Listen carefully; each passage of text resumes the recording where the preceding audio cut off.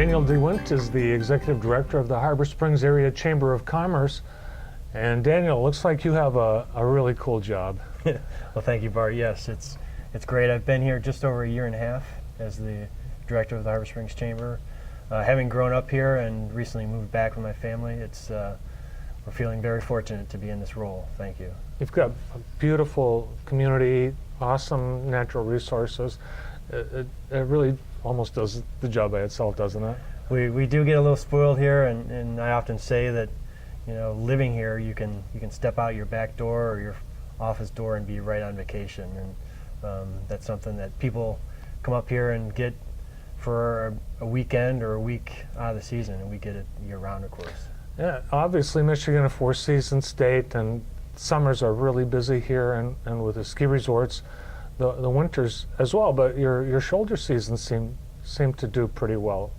Yeah, it's probably the area we need the most amount of work. The economy is heavily based around tourism, and we like to build out the fall. We do pretty good. It's really the spring and the startup that lags for us because the weather's not always the best. But something as a Chamber of Commerce we continue to work on and strive to attract a little different, diverse business group to help in that. So it's not so much retail focused. We do have a variety of art galleries and, of course, restaurants and hotels in the area, and then the resorts. A lot of history here in this community. Has tourism always been the economic driver? Yeah, historically, Harbor Springs has been a resort town where people had traveled to escape the heat. And in the earlier century, I think for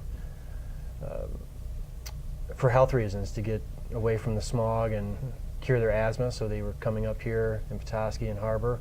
But it's, for the most part, always been a tourist-based destination in recent history. It was a big draw for some of the bigger cities, like I think Chicago. Correct? Chicago, Detroit area, a little bit now of Grand Rapids or draws. We do see people increasingly from Chicago and Illinois, and then even Indiana and, of course, Ohio. It's obviously on the water, and a lot of your activities are water-based.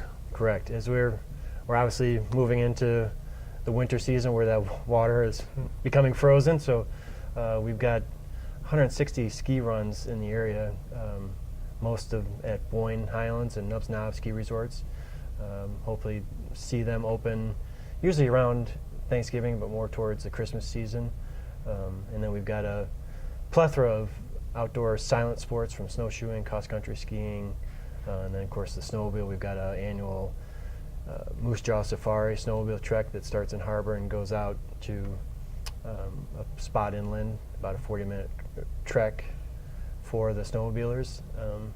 And then, as you mentioned, being year-round, obviously the harbor behind us here is our greatest possession. We've got lots of boating and water activities, swimming, kayaking. Paddleboarding has really taken off in the area.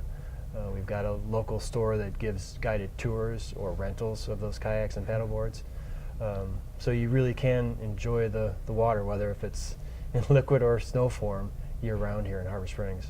Yeah, you notice in the retail establishments like the Outfitter, the huge number of kayaks and paddleboards and surfboards. You've also got bike shops in the area, and you've got designated trips throughout the area, particularly up through the tunnel of trees that are very attractive to cyclists. Yep, we just at Birchwood Inn, they do a biannual Harbor Springs Classic cycling tour, and then there's various groups that come, organized groups of bicyclists that come through the area for the tunnel of trees, or even if it's down along Beach Drive and through Weequahic and around downtown. There's lots of areas to explore and sightsee.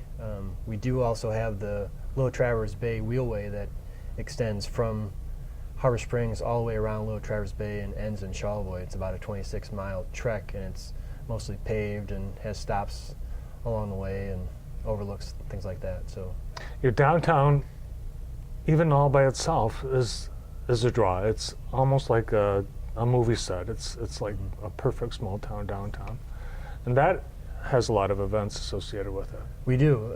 The Chamber and other organizations do take advantage of the natural beauty. We annually put on a waterfront wine festival in June right here on the lawn next to the city marina. We have in the later part of the summer in August, we have the Taste of Harbor Springs, where the local restaurants are invited down to give taste to attendees, and then we have a smattering of events throughout the year, whether if it's a nonprofit raising funds for themselves or what have you. In February, we'll have the chili cook-off down here, actually at the Stafford's Pier here, where it's a competition, and so we do, from a chamber perspective, have a long list of events which we use to attract visitors to the area, and works pretty well for us.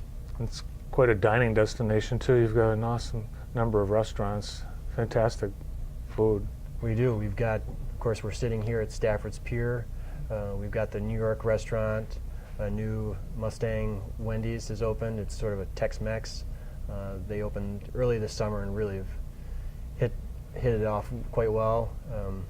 You visited Tom's Mom's for our famous cookies, and we've got a host of other restaurants, not only downtown but out in the outer skirts. A real famous one is Legs Inn. It's a authentic Polish restaurant out in Cross Village, which is at the end of the tunnel of trees, and that's a common draw. And with the Christmas shopping season right around the corner, you've got some events, but also just opportunities for your Main Street shopping.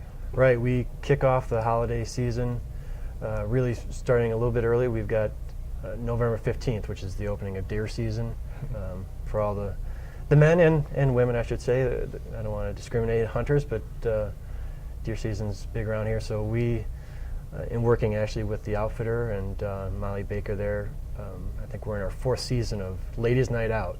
So you won't see me there, but I'll help promote it, and it's an open house. It's a chance for women to come together, socialize. The merchants often have refreshments and beverages. There's a raffle and some prize giveaways and things like that. So it is a fun time.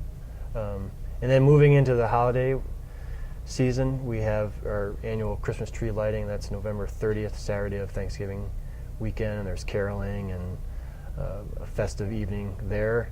And then December 7th is our open house, holiday open house downtown, and we have the Petoskey Steel Drum Band come in, and again, it's a chance for locals and visitors to come in, do a little Christmas shopping, shop local, support the merchants, and enjoy the camaraderie of your friends and family, and fall into the Christmas season.